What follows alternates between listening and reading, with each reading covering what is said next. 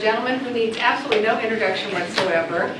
Sheriff Kathy is with us today, who is going to give us an overview of statistics as it relates to his budget and his operation. So, Sheriff, it's all yours.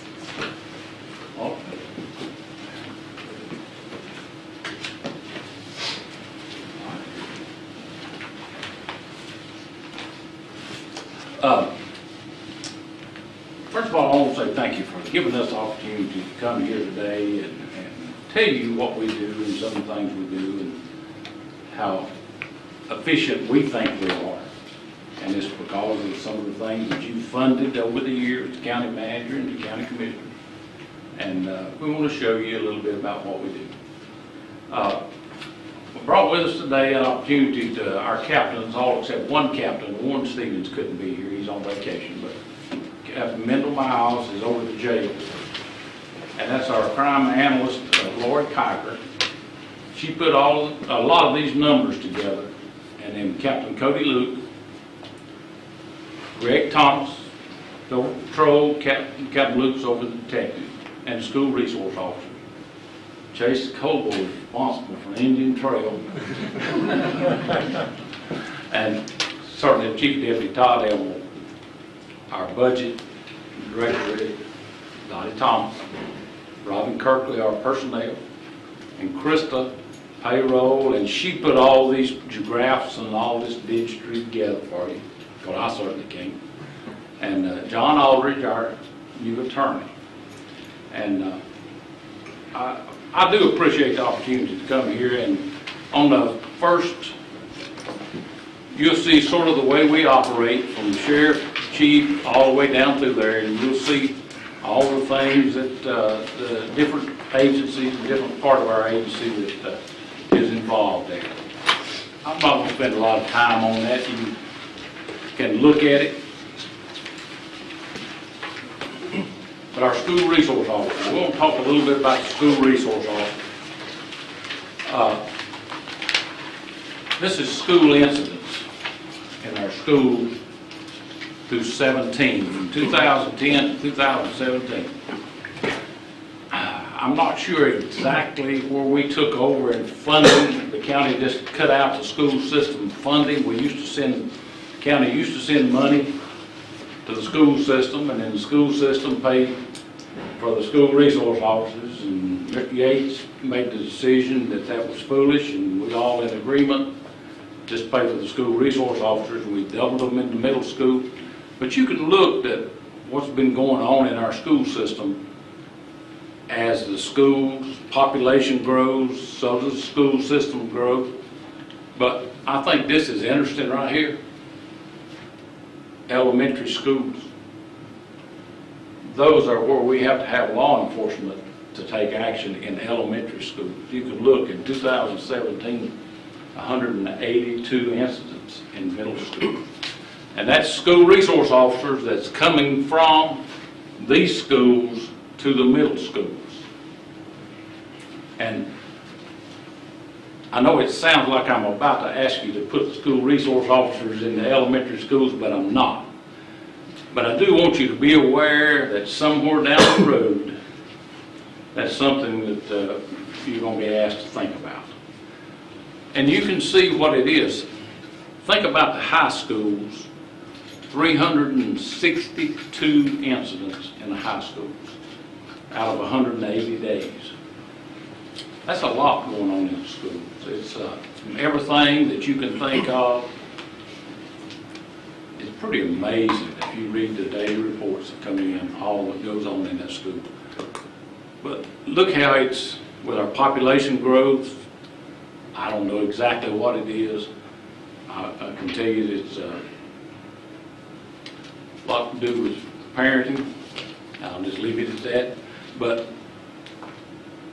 you can see how busy the schools is, but think about where it is, where it's increasing the most, and the elementary schools. When we've got elementary schools, the teachers wear shin pads to keep them getting kicked and hurt.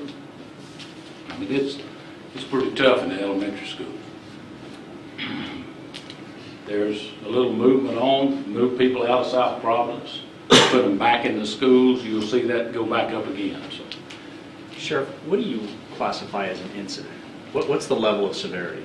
level of severity is something that school can't handle. For instance, if they can handle it, we don't do anything. This is what's come to us to handle as law enforcement. It is incident reports, it is serious assaults, it's not the pushing and shoving that the school takes their discipline on. This is stuff that we have to take action on. Do you think you're getting all of the reports, or the majority of the reports that arise to this level? Or I think we are now. Okay. I think we're beginning, and I think that's part of the reason you see the spike in reporting. We've made a pretty drastic change in the school system, and so we're getting a lot of reports that we wasn't getting before. And I think it's working. I'm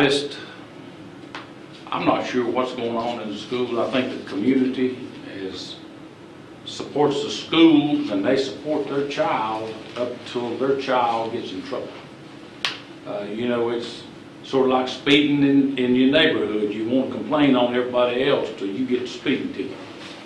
And that's the same way with the school system. It's not my child, it's everybody else's child. But it's a lot going on in society. You think about it. And if you want to talk about it a little bit, the thinking about marijuana right now, drugs in the schools. We got parents that allow their kids to smoke marijuana. We got kids that do the things that you never thought of 5 years ago. Ordering drugs on the internet. Marijuana, just ordering it from Colorado and now California. Strong, serious drugs.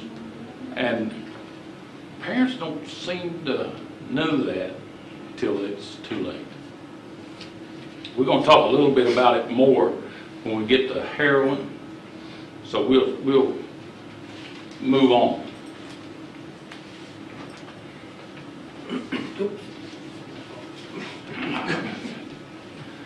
Violent crimes per 100,000 persons. You can look at that chart and you can see nationwide in North Carolina, and you can see Union County. So we think that's a pretty good chart. And a lot of that's due to a lot of reasons. A lot of reasons is the support we've got from the county manager and the county commissioners that have allowed us to hire people to get out here and do the job. You'll see a chart in shortly that'll help to explain that. But violent crimes clearance rate, look at what we're clearing. Union County Sheriff's Office is extremely high. Look at those charts and show a 45% nationwide, and in North Carolina 53%, and ours is 76%. So we're not only investigating the crimes, but we're solving the crimes and clearing them off our records. Property crimes, that's a lesser crime, but it's very important if it's your property. If it's your car that gets vandalized, it's important. And we do take it serious, and you can see there. And a lot of it goes back. You see that 948, back over here was 1,200. You'll see a chart shortly that'll help explain where we've hired people, put people out there that's allowed those crimes to go down. Drug-related arrests. You'll see, I've actually got it written down here, where we increased our officer, a gang-related officer in 2012, 11 and 12. You'll see where its arrests and crime enforcement start to go up. In 2014, we got involved with the drug task force and assigned officers to the drug task force. And look now, we are putting it on. It's every day. It's added people and increases the arrest and drugs. And this is heroin deaths and heroin overdoses. You can see, and I'm going to tell you this little tale that I hate. See this in 2013? I was at a Kiwanis club the other day, and I spoke to a Kiwanis club, and we had that chart there. And this guy sitting in the audience when the door was raised his hand, and he said, "You see that one on that 2013? That's my son." That's what that is. That's kids. That's adults. That's everything. And you know, the public don't pay any attention to it till it hits them or their family. We're putting on programs around the high schools. We've already been in 5 high schools. We're just in Weddington. I'm going to say 1,400 students at Weddington. We had 200 people maybe at the most 300. It's a good program. We're right now have worked with Wingate College. We're going to set one up at Wingate College. Doing things that we think are important to the community. We're the only agency in the county that carries Narcan. These are the people that we've saved with Narcan and all kinds of things. The EMS comes out, they've got Narcan. No other law enforcement agency in the county carries it. I think Monroe has got some ordered, they say, but nobody else carries it. But that's 7 deaths. And it's an epidemic, but we think we're ahead a little bit of it, in front of it, because we've been putting on these heroin programs for over a year now. We've already gone to Cutlerson, Piedmont, Monroe, Weddington, Marvin Ridge. And we've got the rest of them scheduled. So we think we're doing what the county needs. Whether we get the attention of the public, the parents, I don't know. Because it's the same way with anything else. Till this affects your family, they don't take it very seriously. They know it. It's drugs starts with home prescription drugs. Kids coming home to visit, drugs and going to the bathroom, looking in the medicine cabinet. I'm gonna take one of these. Parents have used them legitimately. Had the injuries, surgery, doctor prescribed 30 pills. They've used 5 or 6 pills and put it in the in the medicine cabinet. Kids see it. They're selling for about oxycodone, about $30 a pill now. Take one out. I'll take one here, nobody will know the difference. And that's how it starts. And then it's heroin, and you can see where it goes. And it'll be bad again. Now that's just law enforcement. But we're the only one that carries Narcan, so we're the only one that has the ability to save kids now. And I'm going to tell you something about Narcan. Our hospital, by the way, I talked to Mike Lutz, and he worked out a deal with EMS, and they replace all our Narcan that we use. They give it back to us at no cost. So that's been a good program. But when my officer goes in the woods and carries out a 14-year-old he found in there with a needle stuck in his arm, it'll get your attention. When you look in Kmart parking lot in Indian Trail, 2 brothers sitting in the same seat, in the car seat, with an arm with needles stuck in it, it'll get your attention. And these officers deal with it every day. We had 3 killed in one weekend so far this year. Our deputy just saved one, gave her 2 shots of Narcan in a bathtub, in her own home. Her mother found her in a bathtub and called, and our deputy was there and got her to the hospital and, with Narcan. So it's something that's out there. We're dealing with it, I won't say every day, but more and more and more.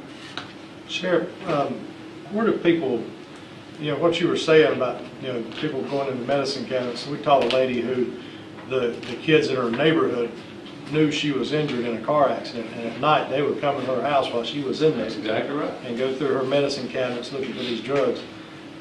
Where can people turn in medications? We've got stations there at the sheriff's office. We've got a deposit there, one at Wesley Chapel, one at the Indian Trail. Waxhaw. We've got them all around the county that they can just turn in their drugs. They don't have to do anything but just put them in there, and then they check them once a day or every other day or something, and take them out and destroy it.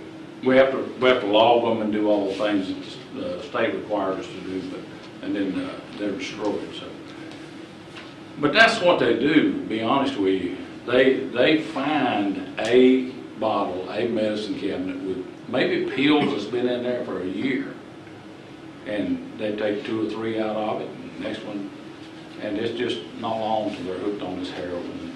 They can't get the drug anymore. Those 30 pills are gone, and then they go out here and buy heroin.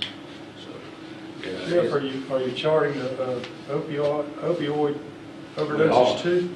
We are charging, and to be honest with you, we're probably one of the only counties, 2 counties maybe in the state, that's actually charging the dealers.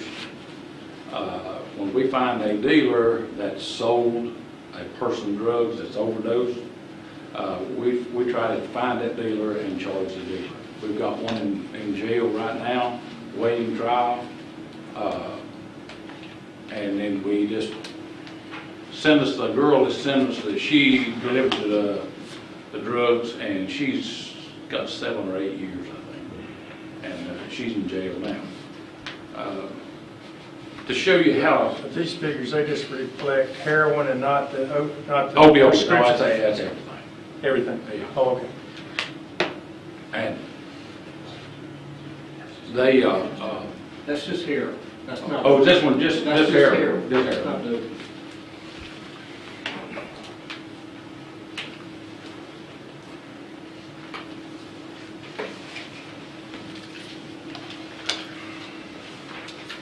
Now, this one, we do want to talk about just a little bit. Jail staffing, the complete circle, 100% circle, would be ideal for jail staffing. We now have jail staffing at 73%.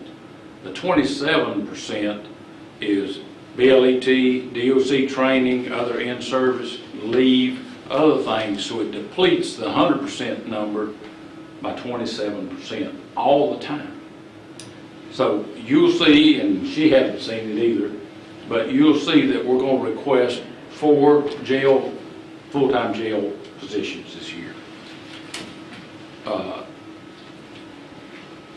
As you see these numbers, you'll see what's happening. In 2010, keep going up. Look at 2017, at the vacation, leave, all the things that officers have lost to get the job done, comp time earned. That 228 hours is lost leave that you can't take anymore. It's past the October 1st deadline, so they lose that time. And the 2,900 hours is overtime hours, so everything is accumulated because we're short-staffed in there. And it's been that way, but to be honest with you, you think back when we had to cut positions, we cut 11 positions long back before this administration was there. We cut 11 positions. I want to say around 2008, 2009, we stayed stagnant all through here, and then we started hiring back.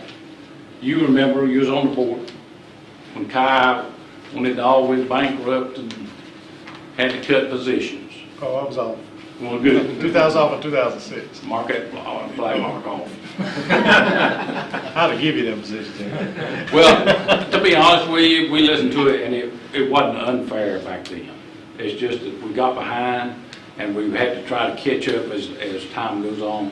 It was programs that we cut. And so, but you can see where the jail staffing is we're going to work on this time. Involuntary commitment orders. I can tell you, it's amazing to me. In 2010, we had 6 for a year. Last year, we had 872. What do you attribute that to? A lot of things. If you see the repeat offenders, 207 repeat offenders. They're not getting service. They're not getting the needs filled. If they stay 10 days. Well, think about it this way. In order for one of these patients to get on medication, it takes 2 to 3 weeks to get the medication in their system before it'll work. And that's not just these, that's anybody that starts on the psychiatric drugs. Takes about 2 to 3 weeks. If they stay up to 10 days or longer, then they've got to have a hearing in front of a judge to see if they ought to stay longer. Therefore, they don't. They send them back. We're getting them back 2 and 3 days. We're sending them, and you can see how many we're sending. I just talked to the manager of the hospital. He feels the same way I do. Today, matter of fact, my halutes, and these are some of the things we're going to talk about with Cardinal.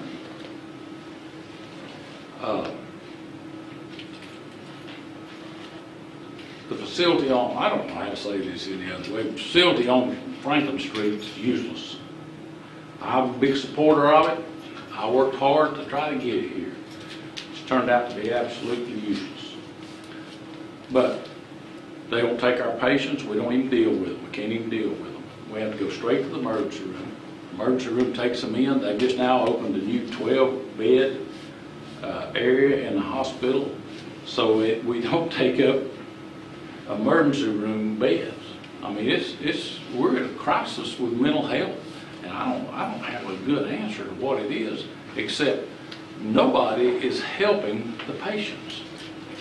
We're riding them up and down the roads, but they're really not getting any help whatsoever.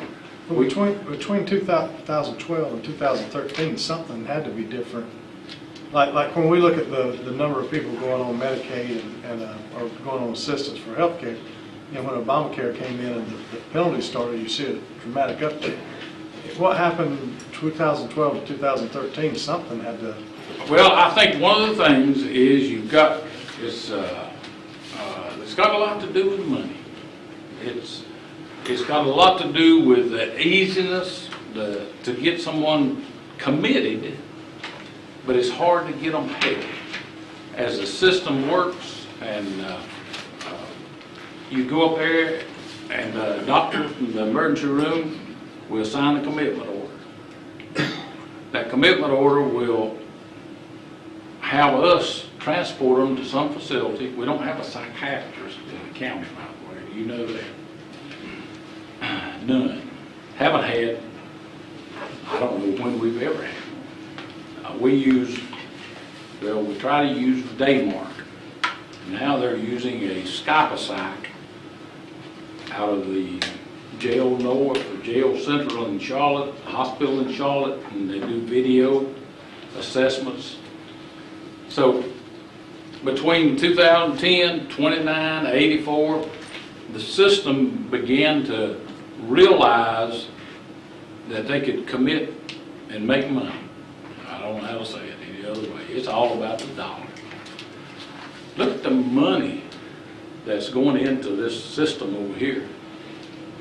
What it's costing taxpayers, what it's costing the county, but look at what it's costing Medicaid, Medicare, insurance.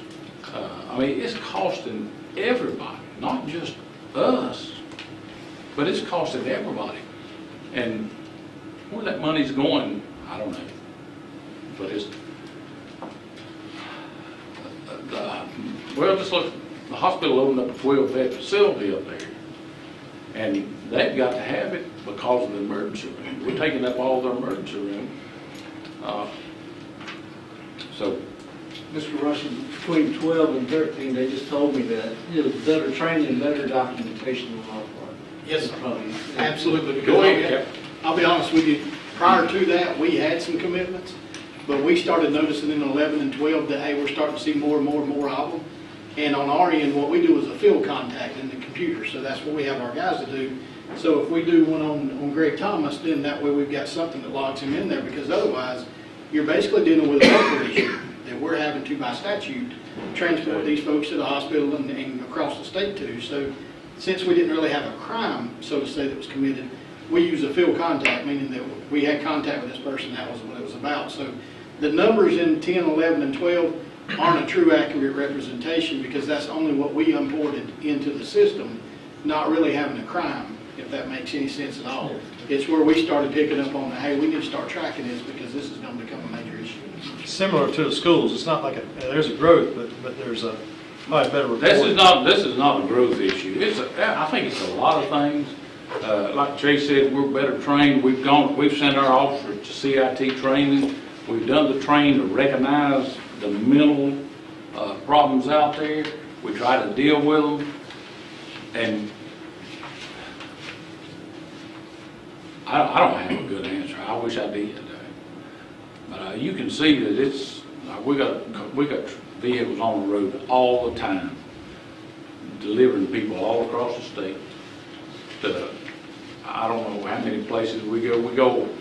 What's our farthest trip down east? Carteret? Carteret? I think so, Carteret. I mean, Carteret County, where they can find a bed anywhere in the state. But I'll be honest with you, the whole state's in the same mess. It's not just, this is not specific to Union County. This figure here, repeat offenders, when I talked to Cardinal about it, they didn't even keep a record of it. They didn't even know. They didn't even know that they were committing the same people 4 and 5 times. That number is not, by the way, the number of times committed. That's the number of people. Where that 218 number is, you may have people committed 5 and 6 and 7 times. And just riding them up and down the roads. But they're not getting any help. We ride them, and they spend 2 or 3 days. Of course, you've heard it all. You've heard it. They beat us back, and that's what that is. And I don't know what we're going to do, but we'll see. But I will say this: we have actually added people in the transport section and doing things that we can to manage mental health people. But we're keeping them on the road all the time. You can see how many sessions of court was run in the last year. 1,117 sessions of court over here in the courthouse. That's a lot of court. But we don't have any control over that. But you also protect us at night too with those same individuals, don't you? But no, not the court. No, the court is a different set of people. Okay. The court's a different set of people that are assigned to that court. You talking about at y'all's meeting? Yes. Yes, sir. Oh, yeah. You talking about those? Yeah, same people. We appreciate it.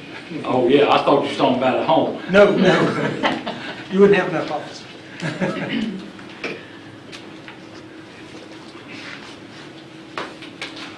Patrol events. You can look and you can see as the population has grown,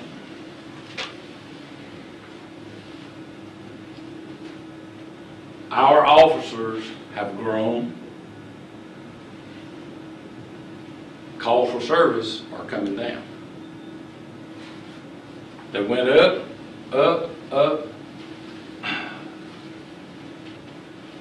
And so self-initiated calls in there, you can look and see the officers are out there, self-initiated calls, stopping cars, pulling them over, working the neighborhoods.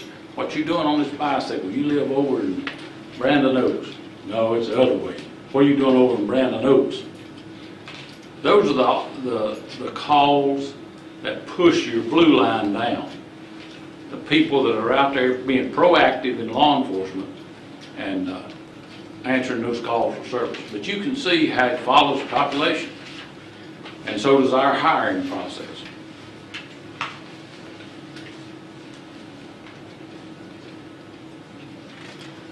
You can see how you can see right here we changed the patrol zone and it started pushing down response times. That's response time, first dispatch, first to arrive. That's not medicals, that's other stuff. That's average, about 11 minutes and we'll be there. That's pretty good. And then you really, those are based like the fire service, you know, the higher priority call, you're gonna have a lower response time. That's average, that's even including animal services calls. So you could have an animal service patrol at the animal shelter, get a call, we don't have as many, it's taking 20 or 30 minutes to drive to the other side of the county. So you get down to what, you know, they're classified as. So urgent calls will be a smaller response time. That's every call.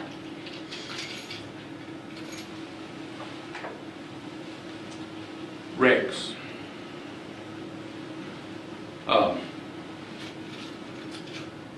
You can see that Union County, countywide accidents in Union County, that's highway patrol in all the cities. As we started taking wrecks, you can see that we're taking more and more and more wrecks. And the reason is this, and I get asked this, why are you all working wrecks? We are probably one of the only sheriff's offices in the state that works any significant number of wrecks. Back here, we were going to these wrecks and directing traffic for 2 hours, waiting on a highway patrol car. So we're actually tying up 2 officers directing traffic. Now, when that officer gets there, he just goes ahead and works that wreck in 30 minutes and goes on his way. It's worked out better for the public. We got complaints running our ears. You've got officers sitting there directing traffic, why can't they work a wreck? And to be honest with you, I'd be upset too if I was sitting there bruised up and hurt and waiting on a highway patrolman to drive an hour, hour and a half, 2 hours. Patrol is very understaffed. I understand that. And they just, we were forced into taking action. You can see last year we worked 1,429 wrecks. By the way, Highway Patrol got an award for reducing accidents. Yeah, I guess they did. We worked the wrecks, but I'll just leave that alone.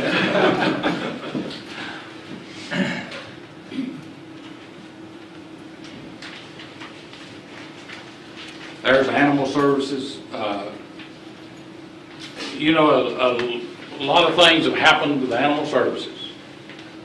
Calls for service, but they're pretty consistent after 2014, 2013.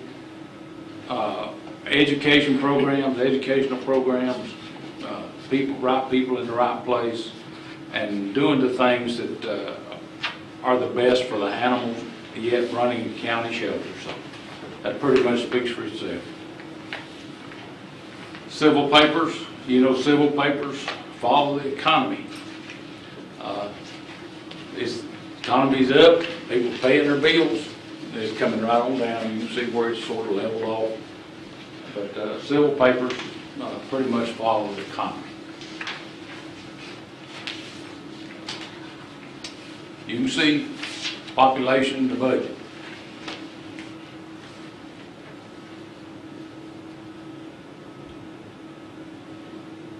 It pretty much speaks for itself. You know, the budget, our budget has followed right along with the population growth in the county. It's, we've gone up every year, and population goes up every year, but we think we're doing the right things. Mr. Yates, up to 17 is actual, 18 is budgeted, so. Yeah, 18's a guess. Yeah, mark 18 off there, it's a guess. These are our positions, and you'll see that as they follow the blue line, the positions that we started out 260 in 2010, and populations follow right along with it.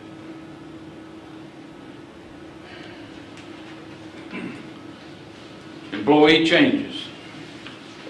You'll see in these years, we lost employees, our 11 employees back here. We've hired them back. You can see where the numbers 26, 20, 22, and this 2013 we hired 48. We lost 19.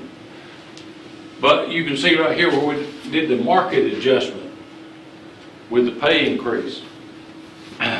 In 2017,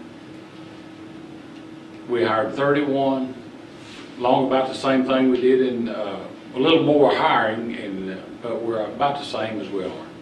But you can see where the market adjustment has kept us. We're right on the mark to stay where we're at. We're not completely full, but we don't ever get all the way full. But we're down. How many people? 4 people. 4 or 5. 4 or 5 people. I'll brag on it for a minute. If you, most police agencies now, they're down around 80%. They can't fill their employees, their positions. If you go to CMPD, I think they're, what, 200 down? 200 down.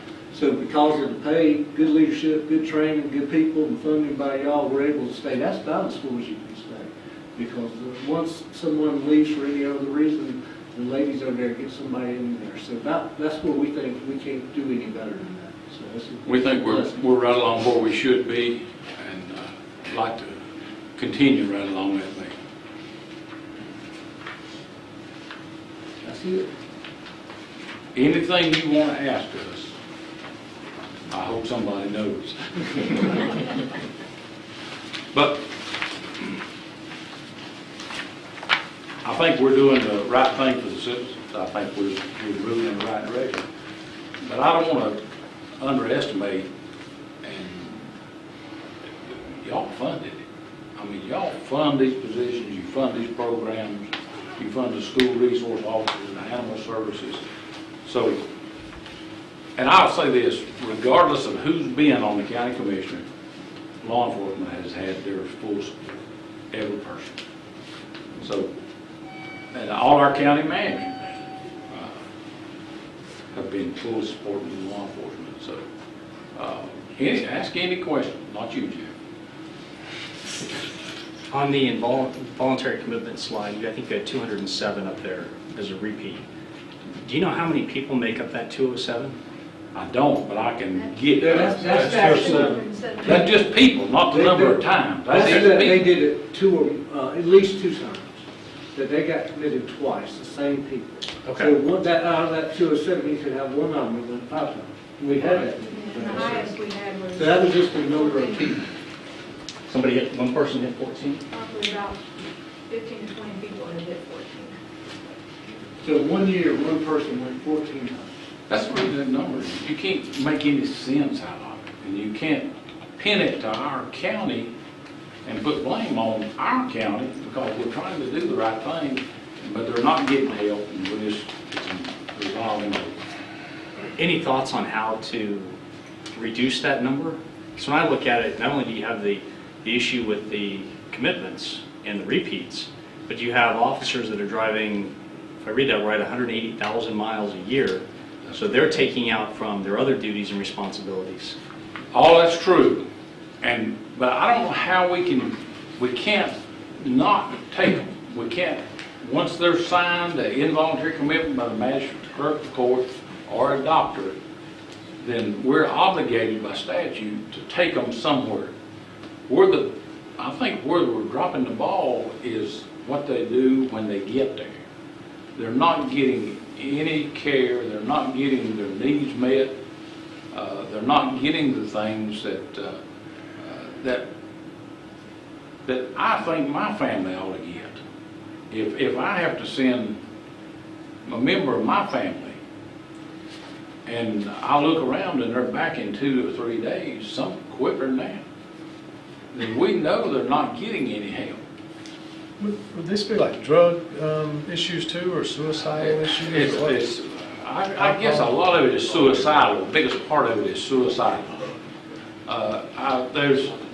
We got drug rehab over here, First Step. I think they're taking drugs now instead of all alcohol. But it's suicidal, things like that. It's mental issues, but they're just not getting any help. I mean, they're not. And then we have to go back and get them. And family members can come in and get those IDs. So you have family members coming in, going before a magistrate and getting someone to care for committed. So we don't have an option who we transfer. If the magistrate gives the order, we got to take it. I'd say you're probably 10% of the time that we go out on a mental health call where the officer decides that I need to take the action, and we can by law take that action without a paper in hand. So it'd be kind of like making a warrantless arrest. You're taking that person without a paper, you're committing them and bringing them to the hospital. And I'd just shoot from the hip and say about 10% of the time. Like the chief said, the rest of the time these are family members, caretakers, neighbors, people that are having interaction every day with them that they say, hey, we can start to see that they're off their medication, they're not doing right. Some of them are narcotics related to where they may have overdosed. They got brought to the hospital, and then surprisingly to us, we go back that afternoon, we had one in Indian Trail, overdosed at 11 p.m. at night, got brought to the hospital on involuntary commitment, and we were out there shooting Narcan in him at about 8:30 the next morning because the hospital released him and went back home and overdosed again. So when you get a repeated recidivism like that through the hospital, I think is where the sheriff was saying that, the ones with the mental health that are unstable, those are the ones where, Mr. Simpson, you were talking about, having to deal with them. We were just discussing, that's where our guys have to go back out there and risk an altercation happening whenever we go out to take them into custody or to deal with them after that call for service. So the likelihood of them barricading themselves in a house, taking somebody and then barricading the kid in there with them or something, or assaulting our deputies or whatnot on the scene out there, that's more contact time that we have to have with them out there on the scene. But I just don't think they're getting anything. I don't think they're getting any help. I don't think Sheriff, is this nationwide or is it specific to the state? I can't speak nationwide, but this state, We're it's tracking this along the state. same line. I think a lot of it, law enforcement's getting better training in recognizing the mental health issue versus putting them in jail. That's what they're supposed to do. And see, that's another thing. We can't put these people in jail. They are committed. They're not prisoners. They're not inmates. So we can't put them in jail. They've got to go to a mental facility. And there's just not a good answer to this thing. Well, I had a meeting with Mike Lutz just last week, and this was one of the issues he and I talked about. And unfortunately, some of the issues are when they're sent to these institutions, as soon as insurance runs out, they release them. So it's a societal problem. It is, and I don't think the county can handle it. I think they can work with Mike Lutz, who's willing to work with them if he can, and take some action.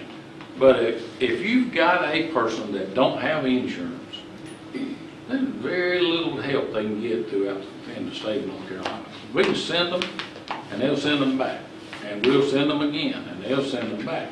Now, if they've got insurance, you can get in a private facility, you can get in maybe Charlotte, but there's just not help for people that need that help.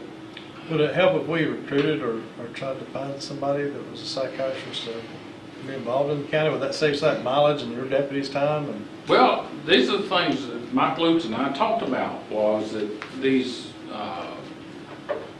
programs, homebound programs and things like that, so we don't have anything that's beneficial. We've had vans that come out to the scene, and, none of that's worked. If they're not got insurance, if they're getting paid by Medicare, there's just no programs out there. And I think, I'll be honest with you, I'll be fair with them. I think Mike Lutz wants to help, but he don't know what to do, and I don't know what to do. And maybe the county manager does. She does not. I was hoping you did. No, sir. Well, are there any counties in the state that have started a pilot program of some type to try and reduce these numbers? I'm not aware of it unless it's Mecklenburg County. CMC is basically self-contained. They don't take any patients from Union County unless they're insurance patients. And their facility at the CMC Main, I think, is mainly for Mecklenburg County people. And we just don't have a facility like that. And we'd love to have psychiatrists here. But we're 230, whatever thousand you want to save, and no psychiatrist in this county. And Daymark is the only place that they can go, that they can turn. And these are not people necessarily who committed a crime, other than maybe like drugs or No, something. no. They're not somebody that like shot their family member. These are not people like that. Yeah. These are people that's, that's beat their husband, that needs help, that has just got mental problems, schizophrenia, and afraid to talk to public, and People that they've got invisible people in their yard, yeah. and they're calling 911 and saying, I'm looking out the window and see him, he's right there, don't you see him? And our deputy's looking and everything's all there. And 20 minutes later, they call you back and they see the same guy again. It's people that need help. It's not Medication. yeah, but you can't, to get on those drugs, it takes 2 to 3 weeks. Well, the system won't allow you to stay, but maybe at the most, I think it's 10 days. And then they put you out because they don't want to have a court, they don't want to go in front of a court. So they don't do the 10 days. Unfortunately, when you change those medications, which a psychiatrist would Yeah. probably do, sometimes that compounds the issue. It does. But, I've got a family member that's been on one medication for 30 years. You change it, you're bouncing off the wall, seeing the people you're talking about. Well, I mean, It's very difficult it's to help difficult. these people, period, It is, it's hard. whether you to got help. money or not. It's hard to help them, and when they don't have any place to go, they don't have a place to go. Even people that won't help, even people that's got kids, that if there's no place for them to go, and I don't know how the county can solve that issue, to be honest with you. But Just how to manage it. I know she can. She says she has to deal with us twice a month at least. Well trained. Yeah. How long did it take you to get them on drugs? Anything else you want to talk about? Any last questions? Thank you, Sheriff. Thank you. I appreciate it. Thank you. Well, at this time, we're going to take a recess into 5:30. That work? That works. We'll reconvene at 5:30. Take. Michael James is serving as the project manager as it relates to that particular contract. So I'm going to turn it over to Michael, who's going to give you a little bit of information, and then we'll introduce the consultant, who has a whole lot more information to share with you, as well as hopefully obtain information from you all. Thank you, Ms. Goda. Good afternoon, Commissioners. Appreciate your time to talk about our fire services funding study. Staff has been working over the past few months to identify a firm that we thought had the appropriate expertise and experience to bring some added value to this process, and we're excited to introduce you to that group today and have some discussion with the Commissioners. So our agenda, I'm going to open up and talk about the scope of services, just give you a general overview as far as what the study entails, what the process looks like, and go over today's objectives. I'm going to introduce you to Michael Burton, who is the Vice President of Financial Services for Stantec Consulting. He's going to provide a company overview and talk about relevant experience with Stantec and his years of experience also doing similar studies for other local governments in Florida. He's going to go over the study methodology, which is essentially the mechanics of the study, how this process works, and provide an overview of the milestones, which are some of the key touch points where the commission will be presented information, staff will be presented information, and will be asked for feedback and discussion. And the big point for today, I want to make sure that the commission has opportunity to provide policy direction, to let us know what your goals are for the study, so we can make sure that the consultant understands those goals and are headed in the right direction. So just to begin with, talking about the scope of services, I wanted to be clear as far as we're going to go into what the study is, but I want to make sure that we understand what the study isn't. So what we're not doing is we're not asking the consultant to evaluate the staffing levels for fire departments. That's not in their purview to do. We've actually asked the fire departments to give staff what their staffing levels are, what they project their staffing levels to be, and we'll incorporate that into our analysis. We're not asking the consultants to look at district locations, district boundaries. That's not their purview to do unless that's something the board wants them to look at. We're not asking the consultant to look at equipment needs either, and their capital needs. We've actually, again, asked the fire departments to provide us with what they think their capital needs are, and project those capital needs as well, and we'll incorporate that to our analysis, so they're leading that. And we're also not asking the consultant to look into operational policies, how they function. That's not part of the study. We're looking at it from a financial standpoint and at long-term stability and how we fund fire services in the county.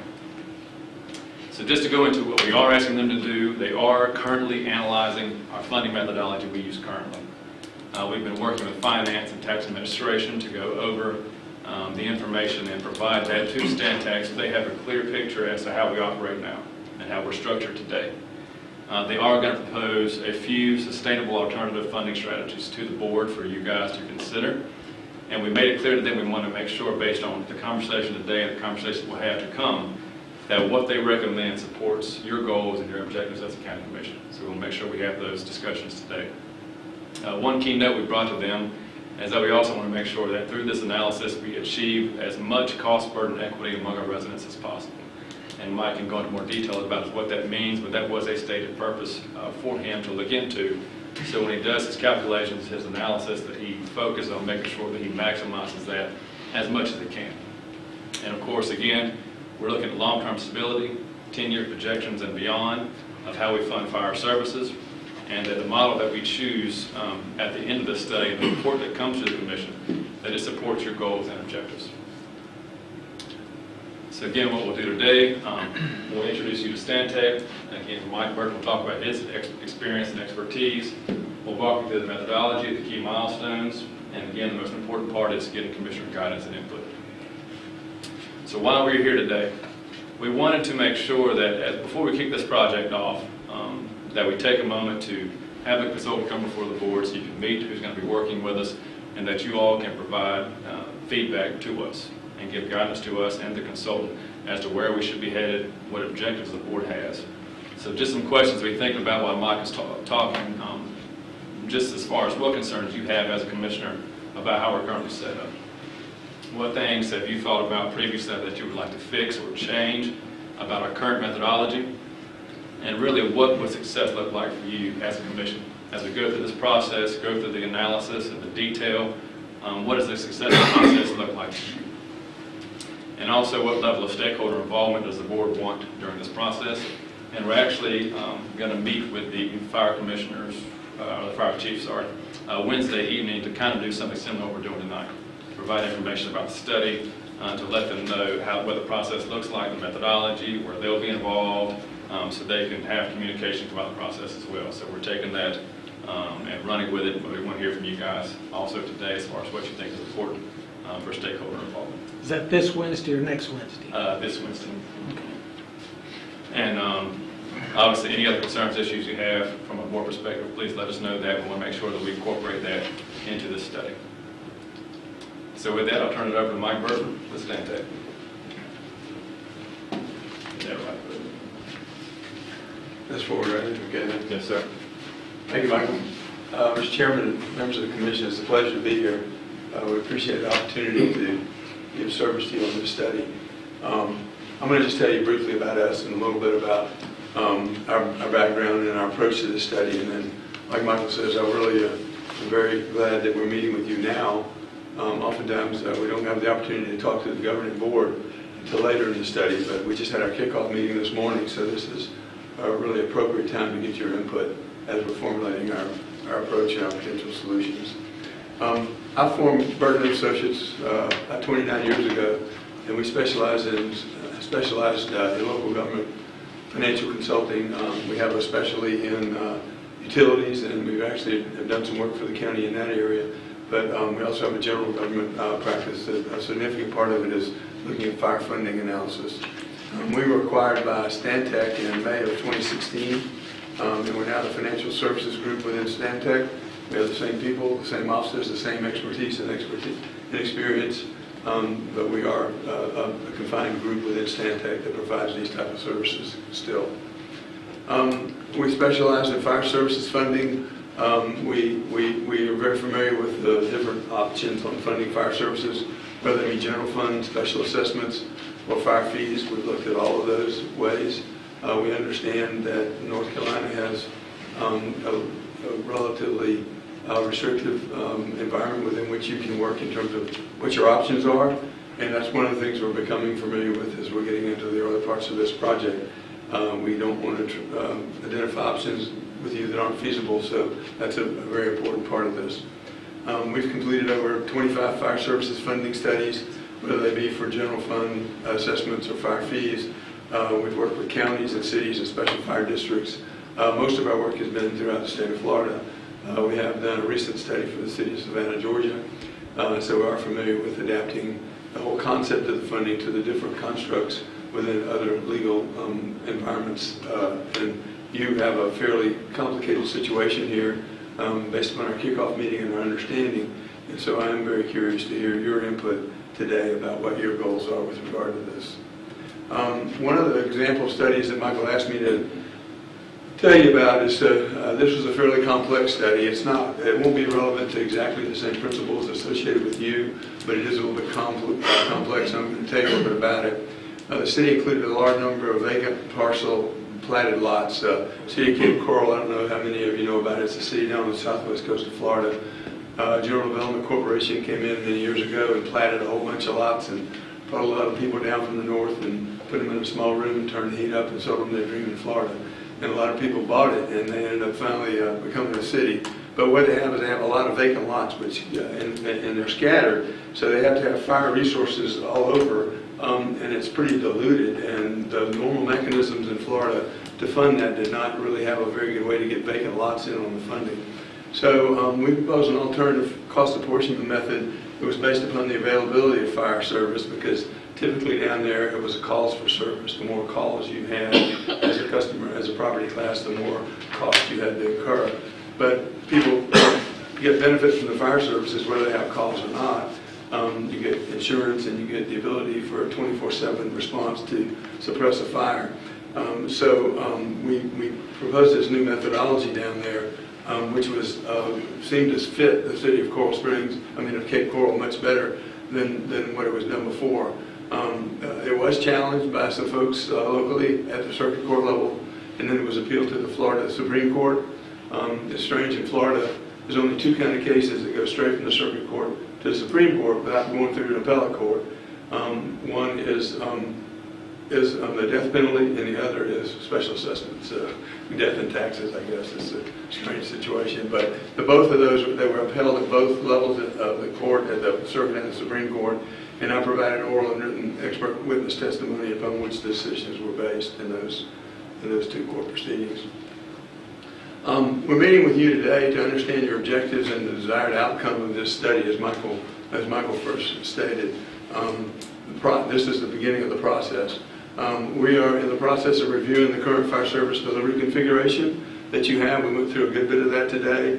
We went over maps and beginning to gain an understanding, even more than we had before, of the type of situation that you have here in terms of how the fire services are delivered and how they're paid for. We are in the process of reviewing North Carolina legal requirements and restrictions.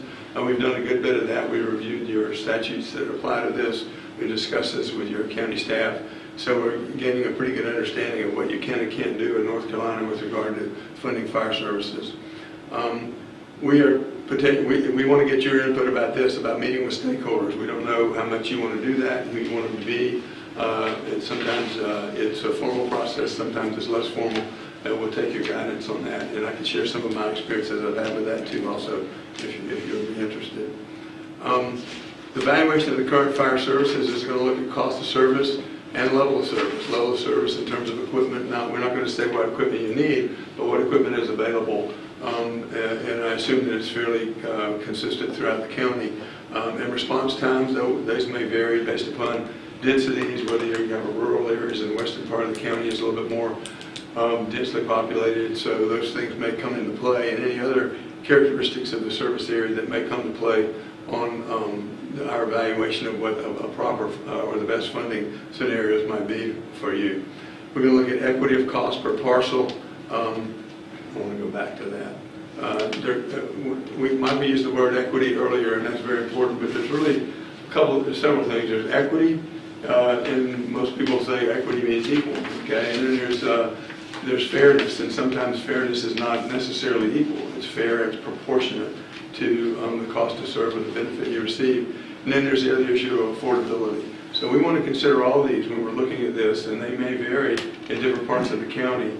And what we want to do is come in, we don't want to come in this at the fourth floor or the fifth floor. We are not presupposing any plans that have been considered before or anything of that nature. I told staff today I want to start at the first floor on this. I want to come in and I want to have an unbiased look at first how the services are being provided, how the districts are laid out, and what the different variables are in different parts of the county. And it's pretty complicated in terms of some of the relationships you have with cities. So we want to learn all that first. And then we're going to start coming in and overlaying the legal environment that you have to work within, and we're going to try to come up with some reasonable scenarios for you to consider in terms of having a long-term sustainable funding mechanism and funding plan for funding fire services throughout the county. We are going to evaluate the fire service areas for the purposes of the development of the rates and fees. And I know we talk about fees. It's a limited ability to do that. It's mostly taxes here. So we're going to look at what you have now and what the possibilities are to go forward with those couple of options. We're going to look at whether you want to look at the same as the current areas that you have. We're not going to redefine the areas, but one option that we're sitting here thinking might be something to consider would be countywide. Another would be consolidation of service areas for funding based upon level of service or geographic proximity or whatever may make sense. So we don't want to just come back and say what you're doing is the best you can do unless that's what our conclusion is. So what we need to do is look at different ways of kind of skinning the cat, if you will, on this thing. And any other things that are identified during the course of the study as we get more familiar with your system. We're going to determine the rates and fees by fire service area. We hope to come to you with a plan that tells you in these different service areas, here's what your rates and fees would be as we define those areas. And we want to look at the cost per parcel by service area. And we want to do a comparative analysis to show you under the current system, here's what your constituents would be paying. And under any proposed system, here's what they would be paying as you go around the districts throughout the county. So you'll really understand what the consequences of this decision might be. We'll also conduct stakeholder meetings as desired by you to ensure that any important input is received during the formulation of the solutions. We'd like your input as to how you perceive that happening throughout the course of the study today also. And I got out of whack there. We're going to review this with basically we're going to have reviews with county staff to be sure we understand the data and understand the environment within which we're working. We want to come to you with an independent, transparent evaluation of this, and that's why I tell you we want to start at the ground floor. I don't really want to know much about people's thoughts that have already gotten to the fourth or fifth floor. I want to start at the ground floor, and we want to build up our analysis from there. We will review the study with you at a couple of points, probably a midpoint review and one when we're finished with it. We'll conduct a workshop with you, and in our workshops we have our models up and running, so we'll be presenting graphical representations of the results on this screen up here. And the control panel of the screen will be right up there, and we can evaluate alternative scenarios or what-if scenarios that you gentlemen may bring to the table with the results shown right on the fly, so you can be part of the solution to the extent that you want to, and saying, okay, I understand what you said, Mike, but what about this? And what if we did this? And what about that? And we can do those. If we can't do them on the fly, we can surely do them and get right back to you. But mostly, we have developed an interactive process where we can do this kind of stuff in the better part of a couple of hours. If we sit down with a workshop with you, an hour or two, we can work through these potential solutions with you and look at things that may be of interest to you. This is a little hard to read. I can't tell how easy. Is this a pointer here? This is mostly about the meetings. This is what we're doing today. We had our kickoff meeting this morning. We're going to have another one tomorrow afternoon, a continuation of it. We're meeting with you tonight on the 5th to understand and get input from you. On or about the 28th of February, we're going to conduct an interactive review with county staff to review our analysis. We're going to have some conversations with them to validate the data and to be sure we understand the framework within which we're operating. But at that point, we believe we're going to have some potential solutions to come back to staff with on or about the 28th. Then we will, that's to make sure we understand the configuration properly and have it all understood well. Then on about the 20th of March or thereabouts, we'll have an interactive workstation to review our preliminary results with the staff and with the county manager also. And then we'll conduct a second interactive workstation if necessary to review the adjustments that we made to our underlying data or assumptions. We'll conduct stakeholder meetings as desired throughout the month of March probably, and maybe if you want to have a stakeholder meeting even soon after this to get their input early. It depends on what your feelings are about how you want to do that. And then we'll meet with county management in the early part of April, and then meet with you with the final results with the last meeting around the middle of April. And then we'll put our report together and have all this wrapped up by the end of April, we believe. At any point in this process, we may have another meeting with you if we feel like we have some things we want to talk to you, questions we want to ask you before we get to the end of the day. So that's the end of my formal presentation. I neglected to introduce Leticia Gaglianoni back here. Leticia is going to be working with me on a daily basis and doing a lot of the heavy lifting on our modeling, and she's here with me tonight. So with that, I'll open it up to any questions or input. Yes, sir. Who you perceive as stakeholders? Well, I would assume, I don't know, I would assume that it would be the fire chiefs, possibly, others that are within the organization that we're dealing with, whether it might be people from the cities that are involved. It's really, to me, it would be who you would want us to do, but if I was making that call, I would say those are probably pretty key people in this process. I agree, but what confused me is identifying the stakeholders and you're meeting with them Wednesday night, which are a primary part of that.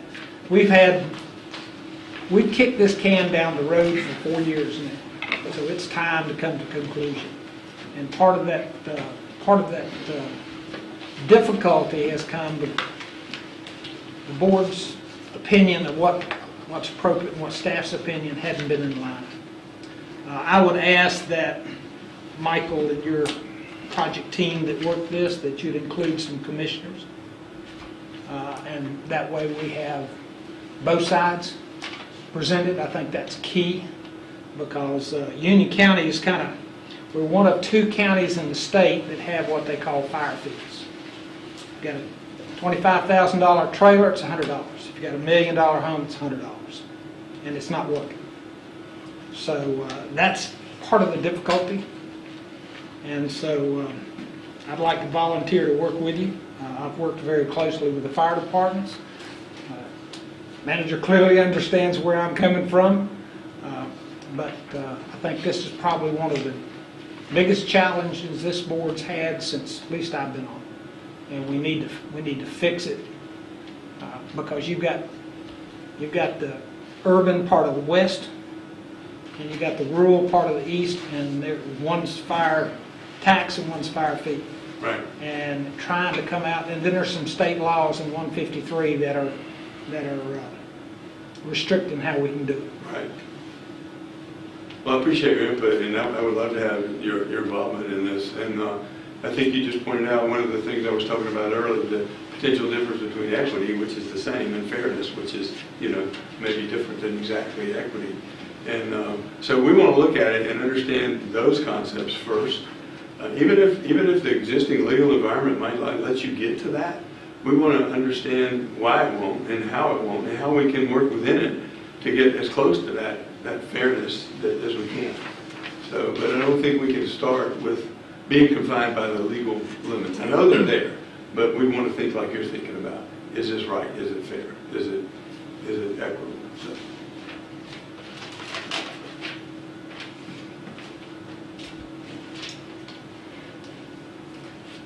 Just a couple of things that come to mind for me.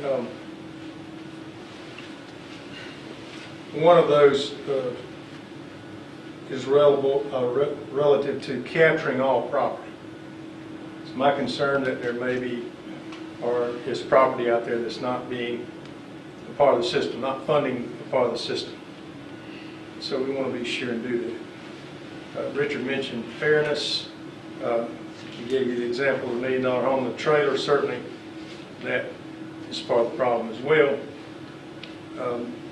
I'm real concerned about sustainability.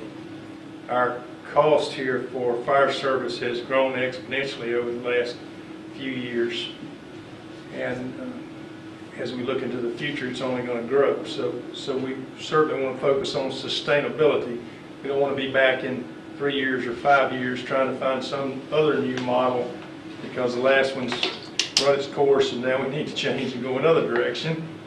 And then I think part of the reason we're here has to do with transition.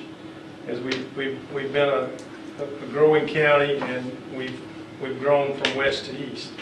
And as those areas of the county become more populated, more urban, as opposed to the eastern part that's more rural, they will begin to look more like tax districts are now. And so how do we build transition into that such that we say move them out of one model and into the other model as the county grows?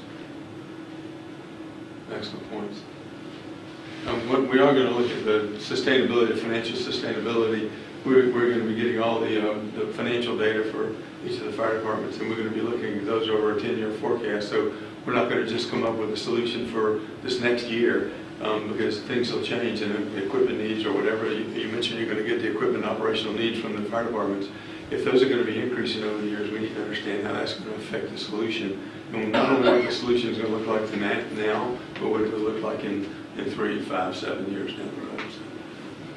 One other point I failed to mention was that I think I heard the word consolidation, and we need to keep in mind that we still work with a lot of volunteer organizations, and that culture and that community and that is near and dear to a lot of people. So we have to be sensitive to that, even though consolidation might be the best direction to go. I understand that, and I'll clarify that. If I said that, I didn't mean consolidation organizationally. I meant in terms of maybe handling a funding mechanism similarly for different districts. I've worked with rural, I don't know if many of you are familiar with the city of Palatka, Florida, Putnam County. It's a very rural county. It has the city of Palatka. I don't know if you could even call that an urban service area around the city of Palatka. It's pretty rural. But we did a study for them, and they have a lot of volunteer fire departments out in the areas. And it was when I really understood exactly what you're saying, that this has been built up over years. This didn't happen overnight. Where people created these organizations to help them with their fire needs, and then over time it's become pretty much almost like a culture. So I would never presuppose, and I know what you're talking about there, a consolidation in that regard, because I know that it's a very important part of kind of the whole culture of how this is done, and particularly in counties where you have a lot of rural areas. Now, I know you have a lot of urban development that's happened on the west, but I think the way this developed in years past, if it's anything like what I've seen before, is that you have these, probably initially they were all volunteers, and now you have some paid and you have some volunteer. But I do understand that, and I'm very sensitive to that. I just want to let you rest assured I've worked with it before. Well, like Jerry said, I think that 17 of our fire departments are 501c3s. They're volunteers. They've got a history of 60 years of being extremely efficient for the county. And I think we've got to be very careful not to damage that, because going into a consolidate, and I understand you weren't talking about that, but it would cost us 5 to 6 times more than what they're providing. Very adequate service. We've got some, our fire ratings for the level of service that they're delivering is very high. So, I'm sure you're right, and I'm on board with that. Our scope has never been to look at the way you're providing the service, it's how to fund the service. So, and I do have a good bit of experience with the combination of paid and volunteer in rural areas, and so I am sensitive to that, and we're not going to be looking. well, that's what's happened to us. The environment's changing, where the farmers used to hear the siren and run get on the fire truck. Well, they don't work on the farm that much anymore. They're working in Charlotte. Yeah. And so we have to have, we use a majority of firemen that work for larger municipalities, and they work part-time. So it's very cost-effective. So it's a challenge. Mr. Rush. Thank you, Mr. Chairman. A couple things, and we sat in this very room, you and I, for months, and discussed issues of fire service, and the thing we heard time and time again, and whether it was in this room or outside afterwards, was autonomy. And the fire departments, they're united in their desire to control their own destiny in ways. One thing I believe is, just from serving for this, back again for 3 years and then 4 years prior, is that maybe that now we're too insulated from the fire department requests. And maybe it would be a good idea this year, as part of this process, for the commissioners to hear from each fire department that their needs and the wants and their budgeting. Just from no reflection on the job that you've done or the job that our staff has done, but just from the standpoint of really getting a grasp of the variety of fire departments and the variety of needs that they have. This is going to be a difficult task. It's been difficult since, again, the beginning of time. This is not something easy to do, and it won't be easy to do this year. But I believe that hearing our fire departments out, letting them plead their case before the county commissioners this year, understanding what the needs are, whether we decide to stay with the fire fee and mix of fire tax, or whether we go to another district, which is going to include other partners that are going to have to agree with us by the law that we do something, any changes. I just think that we need to be more hands-on with the fire department's issues and the budgets.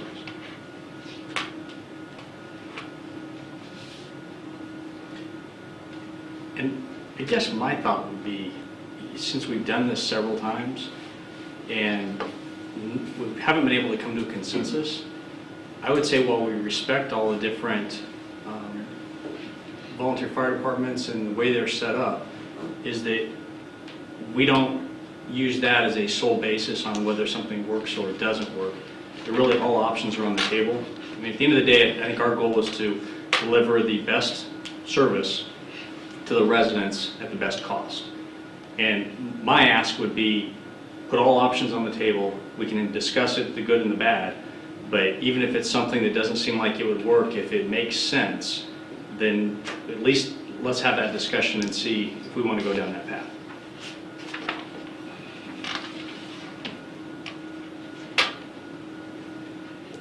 And I'd like, if you don't mind, I'd like your opinion in spending some time with my peers across the state. I've had several meetings. I take that opportunity to ask them what works in your county.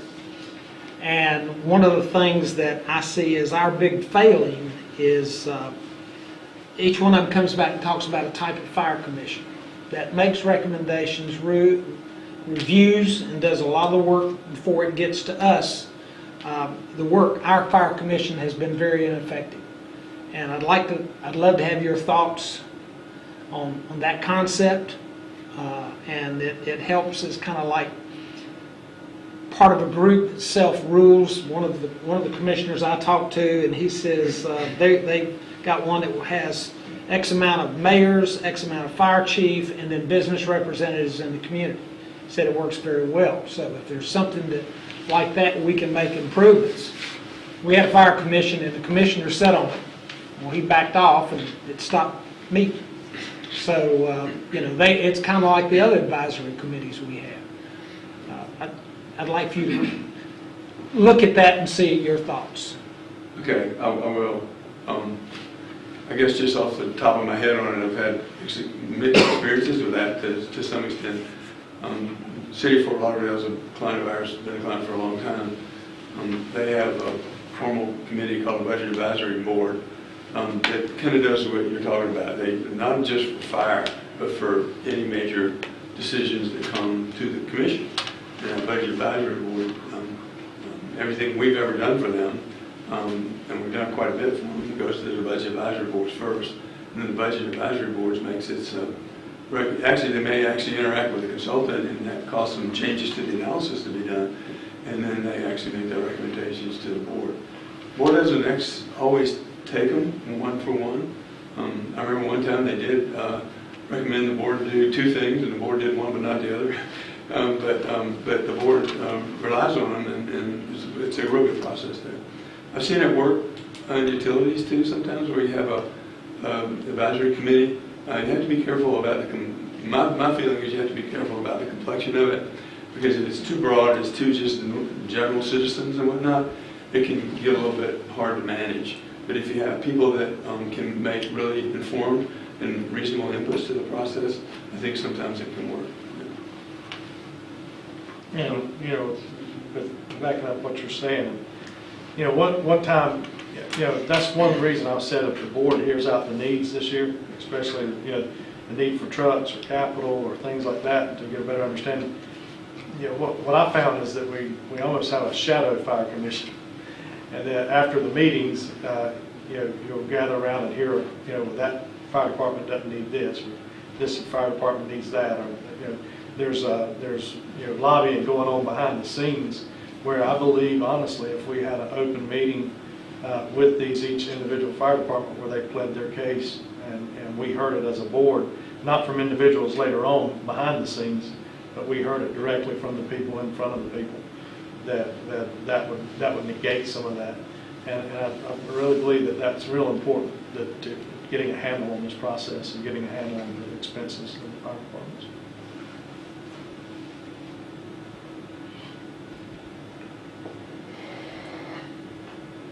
Any other input on Mr. Bird? Anybody else? Well, we certainly thank you for your time. Thank you. We appreciate your confidence in us. We'll not let you down.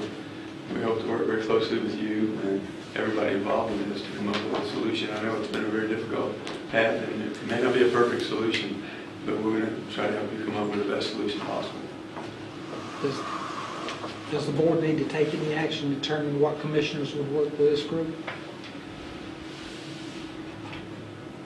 I have no problem with that. I think that Jerry and I both sat through it and listened to a lot of it, so I would not like to do it again. But I don't know if you'd like to do it, or if two of you would like to be involved in it, or. I'd welcome the opportunity, but it's kind of like I've talked to municipalities, and Stoney and I have different opinions. We're about 180 out, and that's okay. So it'd be good to have multiple opinions from the commissioner's standpoint as well.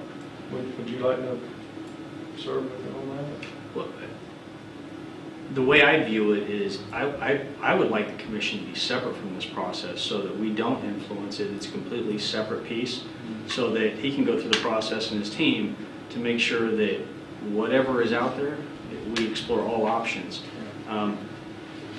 My concern whenever we have a commissioner representative is that we tend to influence some of those decisions, and I'd rather be back and step away from it and allow another viewpoint to come in and really kind of analyze everything. I see your point on that, because like I said, when we were in it, it's almost like we got to the end of it, Jerry and I were voting one way and the three voted the other way, and I understand that, but we had to sit and listen to a lot of stuff that maybe that you guys didn't get to hear, and you know, maybe by doing the process where we do the budgets with all the fire departments individual, that might be our role in it more than sitting on the committee. Does that seem okay to you? I mean, Well, and I mean, I'll just be honest with you, I don't know that I need to see all the fire departments or have a discussion with all the fire department budgets. When we've gone through it the last few years, there's only been a few where we really had questions. And for the most part, the majority of the fire departments, I think, had budgets that were reasonable. And just a couple of them do we have to go a little bit more in depth with some of the discussion. I don't know that all of them need to present, but I think the ones that are maybe a larger increase or something that's out of the norm would warrant a second discussion, or separate discussion. All of their budget and forecast data will be in our analysis too, so you'll be able to see it there. I think kind of more than just making it a yearly thing was just, like I said, that these fire chiefs really desire our attention on certain matters, and they maybe feel like that they don't get, maybe their requests get to us, but we turn it down behind the scenes, or that they're not getting heard. And I think maybe that would make them feel a little bit more part of the process. So maybe they understand what they got to go through, you know, us too. And the people, it'll be a good education process for the people. It's not something that I want to be a yearly thing, because I do believe that the manager handles it quite well. It's just that the complaints that we heard from firefighters after those meetings that we had was, well, why did this person get this and I didn't get that? Or why do they need this? And, you know, it was more of each fire department snipping at another fire department more than it was what they wanted for themselves or what they needed for themselves. It was a competition almost, and it's hard to it's hard to justify when it's a competition between one or the other. But I think we heard each one out individually, and it wouldn't take very long, I don't think, because it would be the major items. It wouldn't be what they have base budget. It would be like a new truck, for example, something big. And maybe some of them would take maybe 5 minutes. We don't have a change in the budget. We don't have any new people. We have some that asked for new people that were denied, and they were very angry about that. Maybe they should be heard out by us to say, yeah, you probably are making a good case for those people. I think you've heard a lot of those complaints. Yeah. Well, then I would be okay with the process if the departments go through the normal budgeting process and meeting with the county manager, and at the end they feel they didn't get the equipment that they need, not want, but need, I would have no problem with having a separate meeting where they present the same information, not individual meetings, but a meeting where they come up and they say, okay, here's what I want, and they just kind of basically pitch their case. But if there's no disagreement, I don't know that I need to I got you. rehear it. Yeah, that's kind of what I'm talking about, more of the disagreement stuff. We don't have to have every one of them come up and do a begging session, but it would be good if there was a disagreement to come back and tell us, because again, they may have a need that. Now, I would think a major purchase, because that's one of the complaints is if there's going to be a capital purchase truck, something like that that they normally couldn't afford, that maybe we hear that. And because that's one thing that you've heard time and time again is, why did a certain department get a truck and they didn't need it or something? Well, and unfortunately, I'm hearing a lot, there's been so many trucks and things given away recently. Everybody says, in the questionnaire that was sent out about what capital needs you need, everybody says, hell, I got to ask for a truck for so-and-so's got. So that dialogue, but I want to address your concern of the commission involved trying to influence. And I have to go back to it was a very difficult time when we were talking about EMS. And EMS and the consultant went down the line to the point where we almost had to cancel contracts because the board didn't agree with the methodology that was being proposed. So commission involvement, just so the consultant understands, some of the views too, I think is not a bad thing.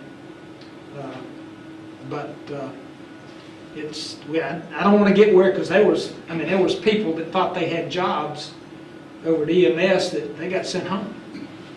And so we just need, we don't need that again. And this is a very similar situation. My preference remains the same. I would prefer that the board remain hands-off in this process until we get to the point where you bring us options, and then we can have some discussions. Again, my view of the board is more of a, truly looking and evaluating the larger picture. rather than trying to get into the minutia unless there's a concern with life safety or security for the residents. We have to be involved in those things, but again, we have to defer to the county manager and staff in order to make some of these decisions. If we disagree, we obviously can vote and make sure that we point in a new direction, and we've done that, I think, in several instances. But I would like to see what comes out of this in the beginning, to see if it's just a completely different direction, and maybe a meeting partway through this to kind of give us an idea on where we go. And then we can make a decision at that point whether we want to go a completely different direction. Again, my concern is we have 5 different views, and we all influence the views differently. I have my own view of what should go on from a county fire department standpoint, and everyone else does as well. I would like to get your independent view, and after meeting with people, to really see, are we missing something? Yeah, I think that may be a good compromise. Maybe what we need to do is go back in that milestone schedule, and when we were going to have that review with staff, is to put a review with the commission in there in the middle of the project. When we have our general direction that we think we need to go in, and not just take it all the way to ground and finish it before we come to you. Let's come to you with that general direction that we're going to go to get your either concurrence or disagreement or redirection at that point while there's still time. And the worst thing that could happen is that's like, I don't know what happened in that other study, but I sure don't want to get to the end of the day and have gone down the wrong path. You know, one, it's just not going to work, so. And I think that's consistent with what the discussion we had with Mike earlier today, which is, you know, he really wants to start at the basis. So we are not sharing anything that we have done before because, as I told you all, I don't know that staff is objective any longer because we all have our opinions as well, and that's why I think it's important that we allow the consultant to come in and take in all the data, take the feedback from the board, and come up with some solution sets that hopefully we can agree to. I don't want our preconceptions to taint the process or influence it unduly. So we'll rewrite that schedule to put a meeting with you guys back in the right, I forgot what it was, but it's when we get our preliminary analysis done before we go all the way further with it. So that may be a good time to talk about some stakeholder involvement around that too. I don't know. And it may be helpful, I mean, you had mentioned the fire commission, and both of you served with it. Maybe as part of your proposal to identify what's working in some of the other areas, is it a fire commission or is it some other type of stakeholder group? What's the typical makeup of that group? And what is their responsibilities, and what authority do they have to provide recommendations and then for whatever governing board to move forward on those? Okay. Or do they have an extra vote or Yeah. some other influence? We'll see if we can determine some of those items and bring back to you also. Sounds like it'll work well. With regard to Stoney's point, I recall back as a department head, we sort of had a appeal process. If we couldn't get it, I stopped that, I know you know that. if we couldn't get it by the county manager, we could appeal to the county commissioners. So maybe, as Lance said, this specific need or something like that, maybe they'd have that option. Well, I think it's a real good education. Like I said, I used to go through them, so it was a... And we've heard it with regard to the fire commission, that it's a committee of their peers. And sometimes those peers, many times, will contradict that so-called need much quicker than maybe. The ones that I've been involved with that seem to work are ones that are independent folks on the thing. Like one in Fort Lauderdale, it's nobody that has anything to do with the city. And it's not just citizens, it's people that have particular education or business backgrounds that can come in and weigh in on the process. So I do think that you got to be a little bit careful about a stakeholder group, maybe a stakeholder group, and maybe that's the people that have some vested interest in the process. But if you have a commission or something between you and the process that gives you some sort of guidance or recommendations, I think it should be pretty independent people. So may I ask 2 questions? Sure.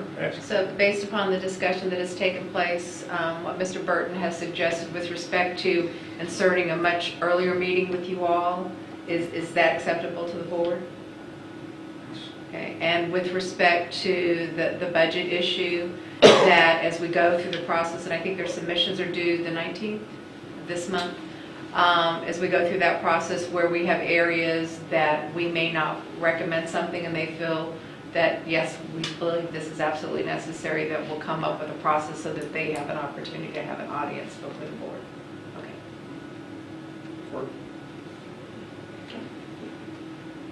Anything else? Again, thank you for your time today. Thank you. Appreciate We being look here. forward to working with you. We look forward to seeing you too.